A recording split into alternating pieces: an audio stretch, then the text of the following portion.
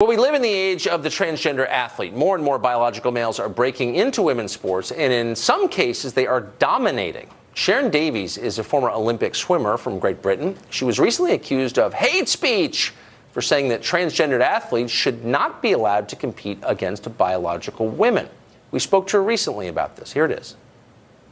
Sharron, thanks very much for coming on. Why did you say that transgender athletes should not be allowed to compete against biological women? Well, there's quite a few of us here in the UK, myself, Kelly Holmes, Paula Radcliffe, Tessa Sanderson, Daley Thompson. The list is growing every single day.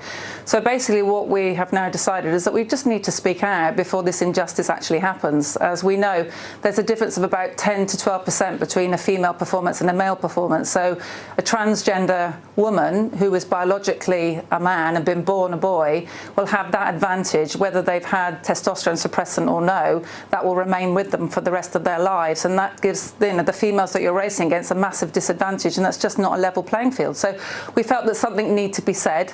It's not a matter of being transphobic, it's not a matter of having a problem with the transgender community in any shape or form. It's about just wanting sport to be fair and to be based on sex, not gender. So the counter to this, well, the counter that you received is, shut up, you're a hater. But the second level counter is that when someone becomes transgender, that person is no longer the other sex at all. The transformation is complete, and that person doesn't have an advantage. That's not true, you're saying?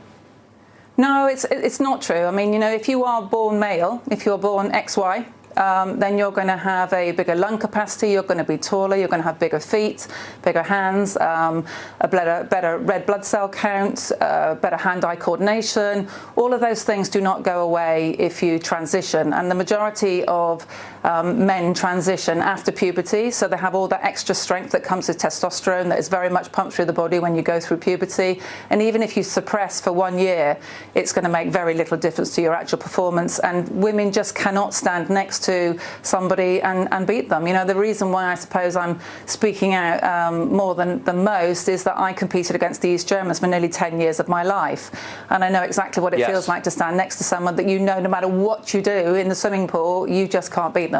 That is a fascinating perspective. So you're making a rational case that is clearly true and science backs you up. Then why haven't the authorities who make the rules for sporting competitions stood up and said what you are saying? Yeah, I don't know. I mean, that's our problem, and that's why our voice is gathering now. And it's not just gathering, obviously, here in the UK. Martina Navratilova started this a few weeks ago in America. I've spoken to friends in Australia. My daughter's an ex-athlete. She's spoken to many of her friends who are competing nowadays. I've spoken to many swimmers that are competing nowadays, and they're all very frightened to speak out because they get called transphobic, which is just not true. This is about sports, this is about biology, and this is about science. And all we're asking for is more research. At the moment, for the Olympic Games next year in Tokyo, you just have to reduce your testosterone for 1 year. So no surgery, no diagnosis from a doctor, no estrogen in your system whatsoever. And in fact, if Putin were to put out all his third and fourth and fifth string males against the rest of the British athletes, and the world athletes, he could do that right now, providing they stood up and said that they recognise themselves, they self-identify as a woman. And so it's the potential to abuse this rule that's also very worrying. It's totally crazy. Finally, and quickly, do you find it odd that self-described progressives are working to take opportunities from young women? Yes, I do. In this country, as I'm sure it's the same in the States, women's sport has really grown, particularly in things like hockey, football, netball. We've worked really hard over the last few years to give women better opportunities. I just find it extraordinary that we're not coming up with a better solution for everybody.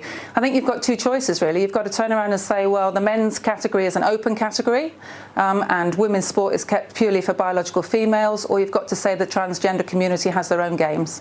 That's right, which might be the answer. You're a brave person to come on and say the obvious tonight, and I appreciate it. Thank you. Thank you.